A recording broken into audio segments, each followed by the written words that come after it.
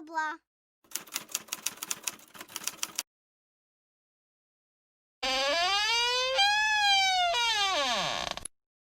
Избавляемся от стереотипа. Коми-язык, сложный язык. Приводит факт, что в коми-языке 16 падежей, представляете? Но мало кто говорит, что в коми-языке нет понятия род. Нет такой категории. Нет женского, мужского и среднего рода.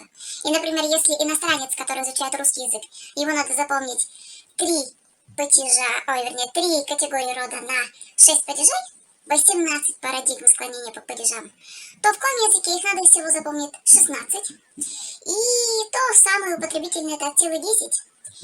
И не стоит забывать, что в коми-языке почти нет исключений. То есть, если иностранец ломает голову, я вижу мышь или вижу мыша, то в коми-языке мышь это шир, аджа широс, аджа викаос, аджа даринаос, аджа мамос, бакес и так далее.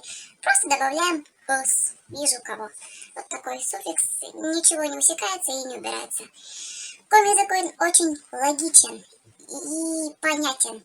Не зря его хорошо изучают те, у кого есть математические способности, у кого математический склад ума. Что еще говорят люди? Как мы его будем изучать, если нет единого коми-языка? Ведь южные коми абсолютно не понимают северных коми. Что же нам тогда учить?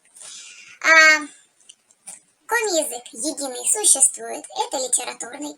Его как раз и изучают в школах нашей республики. На нем говорят по радио, телевидению, выпускают газеты, СМИ.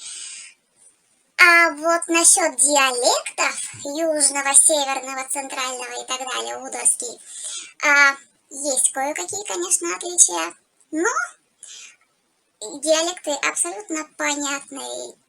Говорю как человек, который долгое время проработал в Ухте с молодежью. Как раз у нас были и Судары, и Сыжмы северных районов, из Прилузского района южного, из центральных районов, Усть-Куломский, Каркировский, Сысольский и так далее, Сыктывдинский. Никто не переходил на русский язык, все говорили по коми. Сами, конечно, молодые люди признавались, что в течение первых пару часов были кое-какие недопонятки, но они проходили буквально через пару часов общения. Обычно на русский язык переходят ленивые коми, которые типа выпендриваются, типа мы не понимаем другой диалект.